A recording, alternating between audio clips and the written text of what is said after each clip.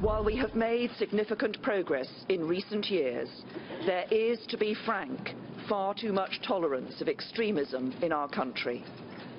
So we need to become far more robust in identifying it and stamping it out across the public sector and across society. That will require some difficult and often embarrassing conversations. But the whole of our country needs to come together to take on this extremism. That a short time ago, UK's Prime Minister Theresa May with some tough language saying enough is enough. Former UK Independence Party leader and Fox News contributor Nigel Farage joins us this morning with more on Theresa May's speech and the unfolding terrorist attack there last night. Nigel, good to see you this morning. What did you think of the Prime Minister's speech? Well, they were stronger words than we've heard before. Usually after one of these attacks we just get hand-wringing and talk of solidarity.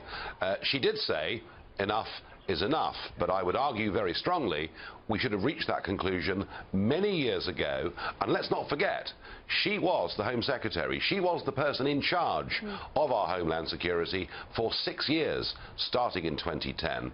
And when she says we've made significant progress over the last few years, I think that's wrong. I think what we need to do today is to recognise we have not stopped radicalisation taking place in our schools, our prisons and our mosques. And I don't think you can deal with the problem until first you come clean about what you've got wrong. Sure. And Nigel, there were a lot of factors that led to the Brexit that happened last year, one of which, though, was this idea that London didn't have control of its own borders, didn't have an understanding of its refugee situation and of demographics. Tell us about how the sort of borderless world that London lived in for so long, led by globalists, contributes to the ability for our enemy to infiltrate us and then attack us. Well, I mean, two ways, really. Firstly, anybody that came to Europe and got a passport in any of the other European countries was free to come to Britain.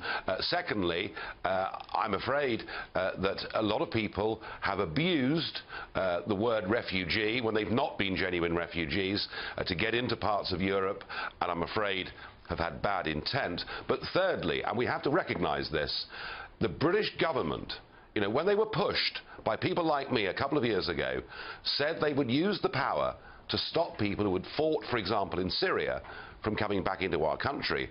Over 400 known jihadi fighters from Syria have come back into Britain, and we've only stopped one. So yes, you're right, free movement contributes to this, but also the British government have been too weak. Frankly, we've been too politically correct. So I hope that Theresa May goes a lot further than she's gone this morning, recognises the mistakes of the past, and says that in future not one person who's fought in Syria will ever be let back into our country. I mean, Nigel, you have the pulse of the people. You were behind the Brexit movement before anyone really knew that that was actually going to happen. We've got these big elections in the UK this week. What is the mood? What is the sense where you are of the people in the UK about this threat of terror? They feel like where they are, they have a handle on it. We are, as a people, very slow to anger. We're remarkably tolerant of things. But I do think, I mean, you know, bear in mind, this is now the third terrorist incident that has happened in my country in the space of as many months. And the mood that I get now is we want some real action. We don't just want speeches given outside number 10 Downing Street. We want genuine action. And if there is not action, then the calls for internment will grow. We have over 3,000 people on a sort of known terrorist list, and we're watching and monitoring their activities, but a further 20,000 people you know, who are persons of interest, namely they're linked in some way to extremist organisations. And you know, unless we see the government getting tough, you will see public calls for those 3,000 to be arrested. And I'm not sure that is the right approach, because the big danger with that is we might alienate decent, fair-minded Muslims in Britain. But whatever happens, we do need action. Would be strong.